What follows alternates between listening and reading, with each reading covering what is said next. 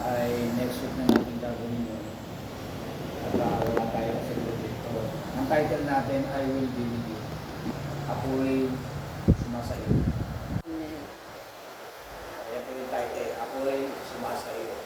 I Will Be With You. Makikita natin siya sa Isaiah 41, verse 10, tapos nakako tayo dun sa 13. Verse 41, chapter 41, verse 10, tapos nakako tayo sa 13. Sabi rito sa Tagalog version, ako'y sasayo. Huwag matatakot. Huwag kang matatakot. Ako ang iyong Diyos. Hindi ka dapat mangamba. Palalakasin kita at tutulungan. Iingatan at ililigtas. Sa verse 13, ako si Yahweh na iyong Diyos. Ang pamalakas sa inyo. Ako ang nagsasabi, huwag kayong matakot at tutulungan ko. Ay manalangin, Lord. Salamat sa iyong salita at sa iyong presensya. Una sa lahat, Panginoon, malapit kami sa iyo, nahingi kami ng tawad sa aming mga kakukulang, sa naunang isip, sa mga opportunity hindi namin naiingatan, hindi namin napapangalagaan at napapabayaan at nasasayang. Patawarin mo kami at pakalinisin ng iyong dugong banal at gawin mo kaming karapat-dapat upang ikaw ang maluwalhati. Marami kaming galahin, marami kaming problema, marami kaming alalahanin, pero hindi namin kaya solusyonan. Kasusolusyonan lamang namin ito kapag kasama ka namin banal na Espiritu. Kapag ang salita mo, dala namin ng iyong unawa, ramdam namin ang presensya mo, at kami ay magtatalangkay. Kaya ngayong gabi, sa message mo ay ikaw na po ang magdala nito. Ikaw ang maluwalhati, ikaw yung magsasalita. At mabubuksan ang aming isip. Salamat, Panginoon, sa pangalan ni Jesus, sa pagnubay ng Holy Spirit. Amen. Amen. Sabi po rito sa ating binasa, sa panahon natin ngayon, lahat po tayo ay lumaraan sa mga mabibigat. Dumadaan tayo sa mga mabibigat na karamdaman. Minsan talagang napanginaan tayo ng loob at dumadating din yung kalungkutan at dumadating din sa atin yung mga kawalan ng gana sa panalangin, sa salita ng Diyos, at nararamdaman natin yung emptiness. Nung si Isaiah ay bigyan ng kapahayagan ng Diyos at nag-reveal ang Panginoon kay Isaiah para lamang matupad ang plano ng Panginoon sa kanya. Kaya yung word ng God na mayroong dalang unawa, yung word of understanding, dumadating yan kay Isaiah. At yun ang kanyang inintindi at unawa at sinagtalakayan. Tayo naman sa panahon natin, sa kabila ng kaamalahan natin, at marami tayong mga iniisip, alalahanin, pero kung yung word ng God ay dumating sa atin, dapat maunawaan natin kung maging clear sa ating isipan. At yung salita ng Diyos, yan yung ating pangahawakan kapag gipitan na ang laban. Lalo na kapag buhay na ang nakataya, kapag ang kalagayan natin ay nakaiba na. Iba na, depressed, iba may anxiety, yung iba talagang paulit-ulit na lang yung problema. Pero magtataka tayo, bakit hindi tayo nakakaalis doon? Pero napagwawaglan natin. Yun ay sa tulong ng ating Panginoon. Sabi rito ng Panginoon kay Isaiah, inihanda muna siya, i-prepare muna siya sa pamamagitan ng salita ng Diyos bago siya naging spokesperson ng Panginoon. Kasi hindi biro, yung bang katayo ka sa isang gawain, tapos may serve ka, may simbahay ka, yung faith mo, nag-level up yun. Pero kung magtataka, nag-level up din yun, yung problema, yung trials. Kasi yung laban niya ganyan. Hindi ka pwede yung trials nandiyan yung faith mo dito. Kapag tayo niya, yung pinapayagan talaga ng misyon.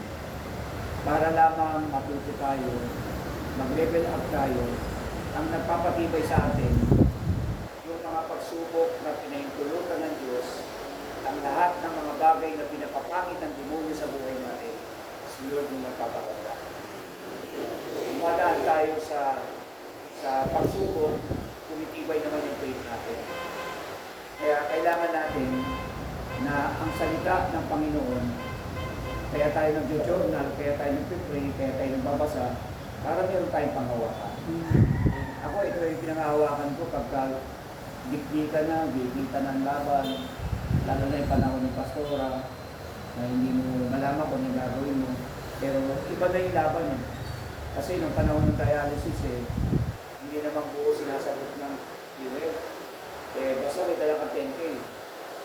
Sa 10K na yun, huwag mo nang asahan, may matitira pa. Kasama ng gamot, matitira. Ganun yung laban. Hindi pa ako nakakauwi rito, iniisip ko na agad, yung darating pa. So, ganun yung nangyayari. Pero ito yung isang bagay na nagamit ko. Parang Isaiah 41 verse 10 hanggang 30. Talong na tayo sa 30. Parang may awa ko dalawang samurai. Pag nagpalaban na talaga yung buhay mo, lumalakas yung loob mo. Parang naghahanap ka pa o sino pa? Di ba gusto mo pang laban? Parang ganun. Pero iba pala, inihahanda ka ng Panginoon. Isa sa nakita ko rito, yung sinabi ng Panginoon, so do not fear, for I am with you. Do not be dismayed, for I am your God. So sa madaling salita, ang sabi ng Panginoon, sasayo, ako'y sasayo. Huwag kang matatakot, ako ang iyong Diyos. So kapag tayo dumadaan sa mabibigat na karamdaman, mabibigat na suliranin, at parang pinanghihinaan tayo ng kalooban natin, ang Panginoon, pinapalakas tayo. Pero hindi lamang yun, kundi inihahanda tayo ng Panginoon. So number 1, preparation. Yun ang unang preparation na natuwa ko kay Sister Marina kasi may dala siya sa tao sa babae. At nung sabihin ni Sister Marina sa akin, Pastor, NP yun. Wala talaga. Kahit di naman niya sabihin, nakita ko niya, nabasa ko niya. Kaya nung humarap, yung Sunday, hindi pa nakapatong yung kamay ko sa ulo niya, bumaba na yung presence ng Diyos. Si Tatay Liloy naman, bumaba ka na, ayaw talagang humigay, pero wala rin siya nagawa. Kasi nga, nangapog na yung tulog niya. Kaya mapapansin natin dito, sa verse na to, number 1, preparation. Tayo po ay inihahanda ng Panginoon para gamitin ng Diyos na makakita tayo ng mga kapwa nanay, kapwa tatay, na mapagsalitaan natin sila ng salita ng Panginoon. Na huwag tayong matakot, huwag tayong panghinaan ng loob, sapagkat ang Diyos na makapangyarihan ay nasa atin. Kaya yung word na to, ibinababa sa atin ng Diyos na may unawa. Kaya yun nga, number 1 ay preparation, paghahanda. Inihahanda na tayo ng Panginoon para tayo ay magsalita, para tayo ay mag-share ng Word of God sa mga taong alam natin na dating kwentuhan natin sa bahay, kasama natin sa mga bagay, pero kailangan natin ibahagi ang salita.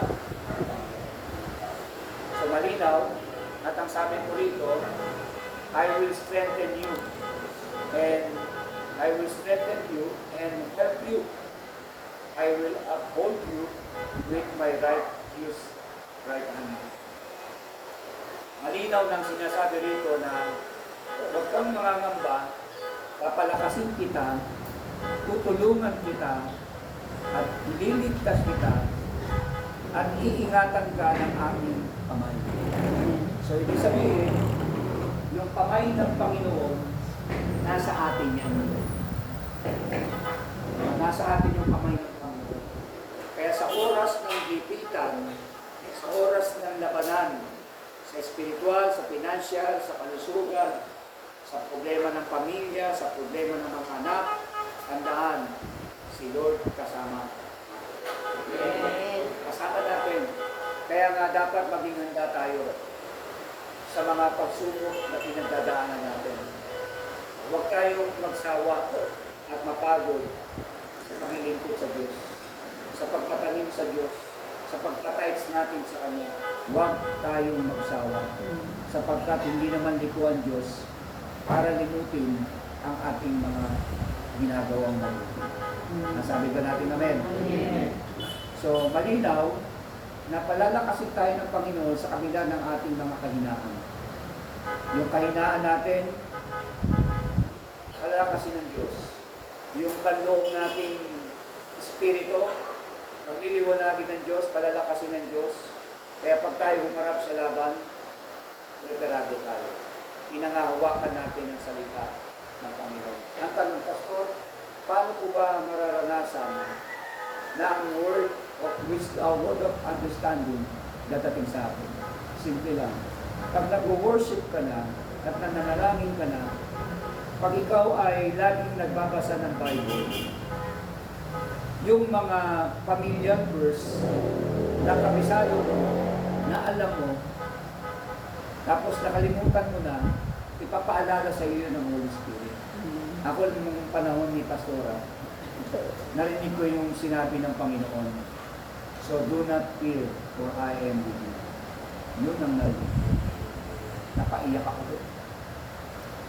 Napaiyak ako doon.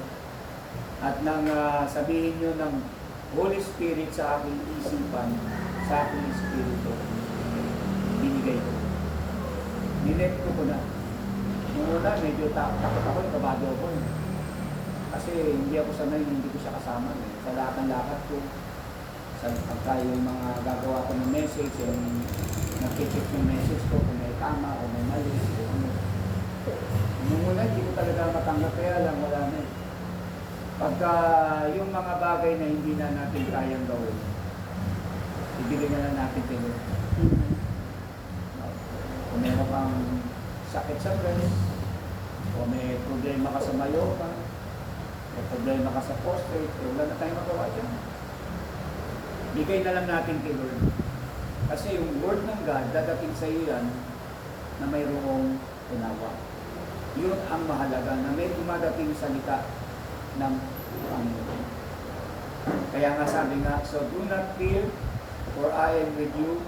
Do not be dismayed, for I am your God. Pag yan ang panghawakan mo sa gitna ng laban, kahit nakalimutan mo na, ipapaalala yan sa iyo ng Panginoon. Lalo na kung may mga memorize na verse na alam mo, yun ang mga sandatang alam mo kung paano mo gagamitin yan.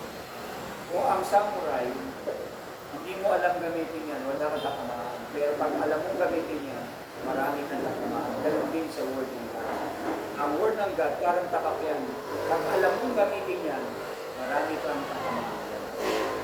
At yung mga problema, mga trials o karamdaman, mapagtatagumpayan natin. Gagaling yung ating karamdaman. Yung faith natin, mas lalong nagiging malakas, nagiging makapangyarihan dahil sa tulong ng Holy Spirit. Pag nangihina ka, I will strengthen you and help you. I will uphold you with righteous right hand. Tutulungan kita, palalakasin kita, at yung panang-kamay ko sa sayo. Kaya, huwag tayong matatakot. At huwag tayong mangangamba. Sa verse 13, ito rin yung sinabi ng Panginoon. Ito mga sinasabi ko, mga experience ko yan sa paglilingkod sa Panginoon. Sabi rito sa verse 13, For I am the Lord your God, who takes hold of your right hand and say to you, Do not fear. Yun na. Nung una, sinabi niya, Do not fear. Sa verse 10, ulit na naman niya sa verse 13. Do not fear. I will help you. Tutulungan kita. So, kailangan lang talaga matuto tayong panghawakan ang salita ng Diyos. Hindi natin pwedeng panghawakan ang rebuto, pakayanan natin, karunungan natin, pangtaong palakasan, ahasa sa tuwa. Panghawakan natin yung salita ng Diyos. Pag yan ang pinanghawakan natin, malaki ang mararanasan natin. Masasabi natin, buhay ang ating Panginoon. The word of understanding came to Isaiah. He declared, Do not fear, do not dismay. I will strengthen you and help you. I am the Almighty God. Makapangyarihan ang Diyos. Bago pinakawalan si Isaiah, inihanda muna siya ng Panginoon. So, sumunod, number 2, do not fear anyone. Huwag matatakot kasi preparado ka na, inihanda ka na ng Panginoon. Do not fear anyone. Huwag matakot kaninuman.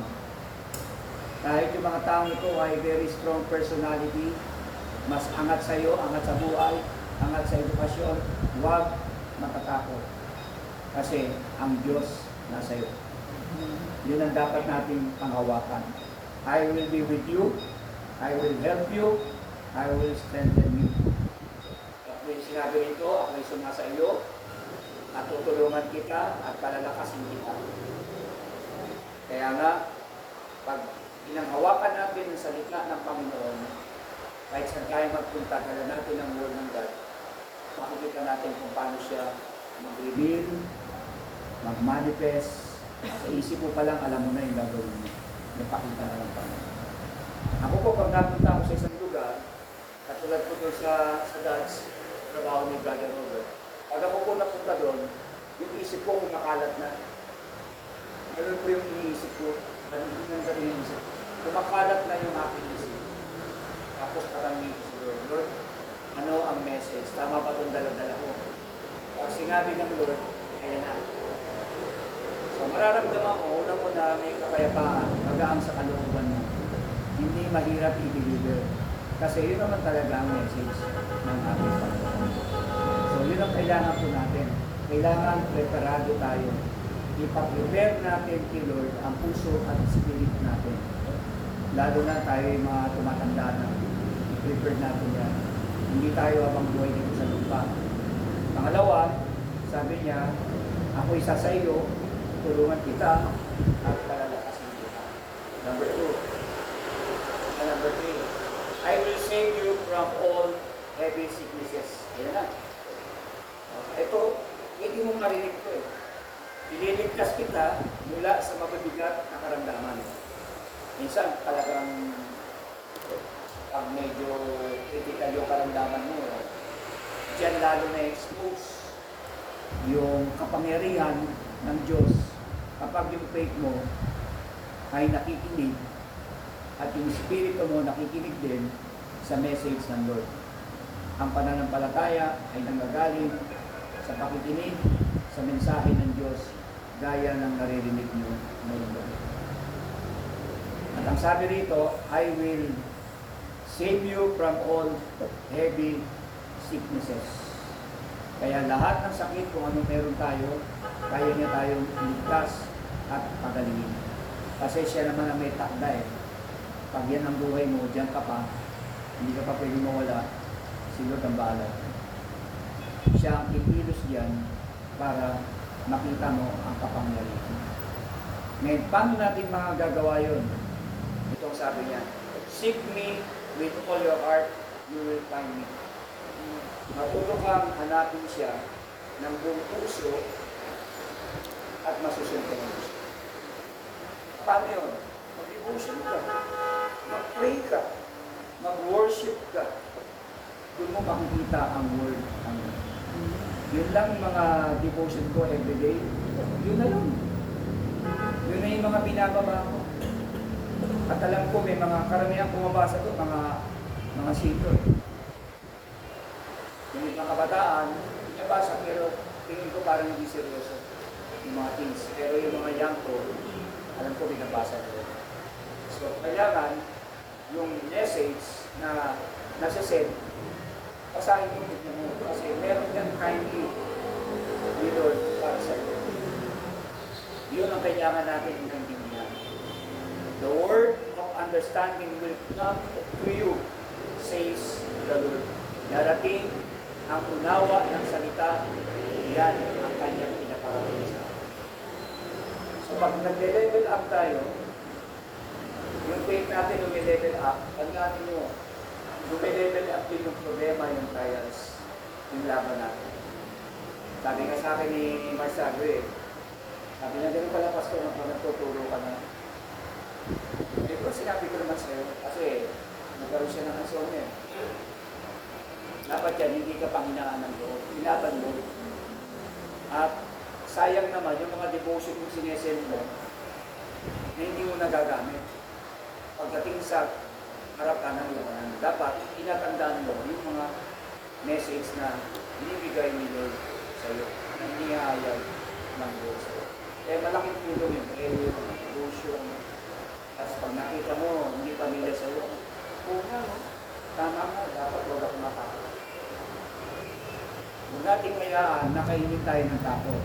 Ang dapat mangyari sa atin ay lakasan natin yung Lord natin. May Diyos na makapangyarihan na magpapalakas sa atin.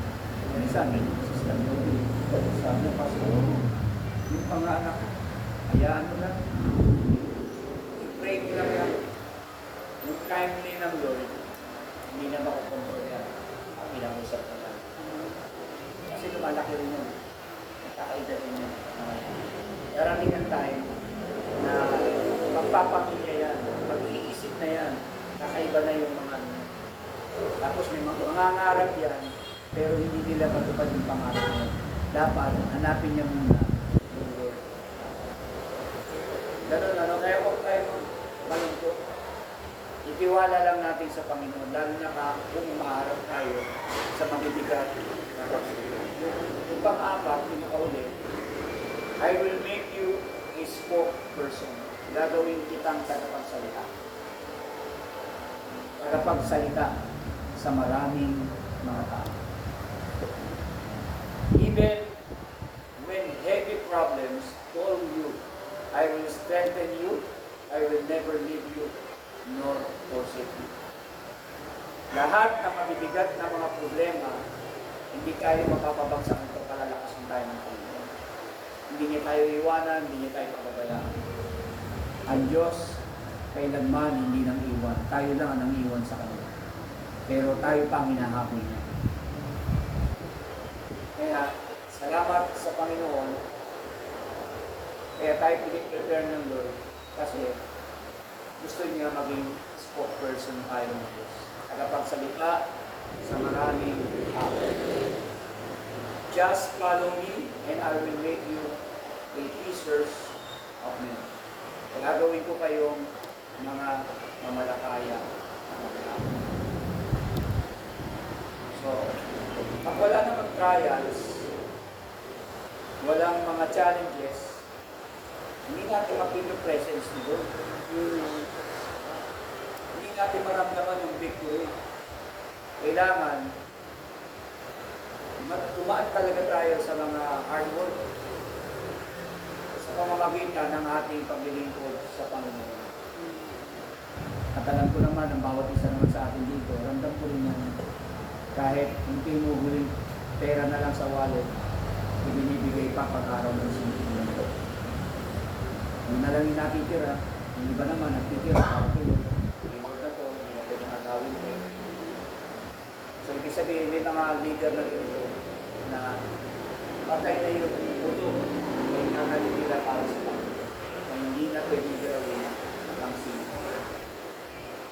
Kaya salamat sa ating Panginoon, si Lord ay nasama. At yung salita na yan, pag may dumating sa ating espiritu, i-declare natin yun. Hindi umaga, lagi tayo mag-declare. Sa blood ni Jesus, ang mga anak kong tamad magsimba, sisipag sila sa pangalan ng Diyos. Huwag natin madaliin sa Jordan. Hindi natin trabaho yun. Ang may karapatan ng magmadali dyan, walang iba kundi si Lord para tayo naman. Sinunod mo lang tayo. Yun lagi ang i-declare natin. Para sa ganon ay hindi mapahamak o malayo. Hindi dadating yung time na yun, lahat ang declaration mo ng mga changes. May mga mangyayari at kung ano ang kalagayan. Tama, pinumaga, dinideclare ko. Sabi ko, Lord, walang ipon ang simbahan para mag-down payment ng 3 months para sa bagong building. Pero ang lagi kong dinideclare pinumaga ay declare sa blood of Jesus mangyayari ang karoon. At sinasabi ko, Lord, nasa kalahating taon na, wag mo na kong paabutin ng pagtatapos. Lalagpas pa ng 2026. Kayo na gagawa. At hindi ko lang na-confirm lalong lumakas yung loob ko, yung sinabi ni Conet, na ang tao, ang Diyos, gumagamit yan ng mga tao. Hindi kaya ng simbahan, nagamit yan ng isang tao na may kakayanan, may sapat na kakayanan para ang simbahan ay nagsulong. So, ganun po ang Diyos. Kaya hindi tayo dapat matakot. Kung may dinadaanan tayong proseso, tanggapin na lang natin. Pag tinatanggap natin yan, natututo tayo, mas lalo tayong nagmamature at malawak ang ating unawa sa Panginoon. Masabi ka natin namin. Amen. Kaya pag may pumapasok sa ating isipan kung ano yung mga gawa ng kaaway, pabakod na agad natin yung tutong banal ng Panginoon. Ako ang isa may atake si Satan. Sakit lang, parang lungan lang, pero hindi ko yung entertain. No, kasi meron akong dream, siguro mga 1 year pa lang kami dito. Sabi niyo, lumubog daw yung building. Lumubog. Tapos ang tanong ako kay Lord, ano kayang ibig sabihin? Tinatanong ko, wala pang sagot eh. Si Lord, wala pang sagot. Hanggang sa namatayin si Pastor, nung naririnig ko na yung P1, yung mga matitinding leader sa Jensen, sa Mindanao, ito, alam ko. Kaya sabi ko kay Lord, ito kasi, dumating kami dito na sa 11 or 10 years na ang building hanggang 50 years lang. Eh, mahina ang pundasyon. Kaya nung nilagay ni Satan sa akin yung worriness o yung pag-aalala, pinatid ko kagad. Kinot ko kagad itong Isaiah 41, verse 10. Kapag kalooban ng Diyos ang lahat ng bagay, maprotektahan niya muna yung kanya na at wala mapamahamak. Kung si Lord, gagawin niya ang nangyari doon sa Davao at Mindanao, gagawin niya dito. O protektahan niya muna tayo. Ipupwesto tayo niya na hindi natin namamalayan, pero bibigyan niya tayo ng lugar ng maganda. At bibigyan niya tayo ng kapakayatan para maprotektahan yung ating yung anak ko ng buhay sa mataas sa bibig ko ng so kaya dapat sa mga prayer natin, lagi natin sasama yung mga na huwag silang abutin sa mga ganun para maprotektahan sila ng ating pero yung proteksyon ng Panginoon nasa atin. Hindi tayo papabayaan. Lagi lang natin matuto tayong mag-hope ng Word ng God. Sanayin na natin yung sarili natin. Wala na tayong magagawa dyan. Kung atin yan. Matuto na tayo mag-quote ang mga verses ng Panginoon. Gamitin natin itong sandapan. Kaya dapat pag nakakarinig tayo ng Word ng God, every Sunday, maging sa prayer circle, maging sa devotion natin, sa lahat ng bagay, i-value natin yun. Kasi may impact yung pagdating ng pagsilyo, maaalala natin. Kaya nagpapaalala ni Holy Spirit sa atin. Kung hindi naman tayo nagbabasa, hindi naman tayo nag-journal, hindi naman pwede hula-hula lang. Kailangan meron tayong minimeditate. Kaya kahit anong busy, kahit anong maraming ginagawa, dapat si Lord yung mawawala. Amen? Walang dapat sa message niya para sa atin. Tayo manalangin. Lord, maraming salamat sa Lord. Ang iyong salita na may unawa, yun ang ipo-quote namin ng mga promises. Mula kay Abel, Brother Rudy, Brother Robert, and Peter, at rin Panginoon sa buhay ni Mariel, Vivian, Sister Marina, at dito Panginoon, kay Sister Marilet, at sa buhay ni Sister Elisa, Joby Panginoon, at pinigin ko kay Nate, at kay Liway, Lord God, at kay Sister Mary. Lahat kami Panginoon na narito ay yung word mo, masanay na kaming kino-quote namin yung word of understanding. At yung mga karamdaman namin, Lord, ikaw ang aming doktor. Wala kaming panlaban sa mga bagay na hindi yung pangako na pinangahawakan namin. Ang biyayang Panginoon. At ikaw ang siyang patuloy na nagawal. Kaya Panginoon, ang mga karamdaman namin na nasa katawan namin, pinangahawakan namin ng salita. Bayad ito sa Diyos. At ikaw ang siyang nagawal. Panginoon, salamat na marami at itong mga driver ng Grab ni Mariel at Bibi ay balutin ang iyong balutin. At kayo po ang siyang patuloy na pumilos sa inyo. At ang mga sasakyan, balutin ang iyong balutin. Ito ay hindi mapabangga, hindi masisira. Ito ay pangunahan ng paspusan ng iyong balutin. Kaya Panginoon, sa lahat ng marami, at ngayon ko lang dinideclare ko sa blood of Jesus na ang aming mga karamdaman ay pawang nilunasan mo na ng iyong lupa. Sa mga naroon si Edward, sa Gray Panginoon, Tatay Liboy, inaalala namin si Edward. Ito ang siyang patuloy ng Diyos sa kanyang pagpapalala. Marami sa pangalan ni Jesus at yan ay sa patnubay ng Panginoon Espiritu sa buhay ni Paulo. Bless mo rin ang buhay ni Joby sa kanyang katawan, sa mga blessing na ito, na kanyang binabahagi, sinishare. Lord, ibalik mo yan ng 100 times. Ibalik mo, Panginoon, pagkakalain, pasalahin, at siyang maliwanag, at din. Salamat, Panginoon, sa pangalan ni Jesus, sa patnubay ng Holy Spirit. Amen. Amen. Susa. Thank you.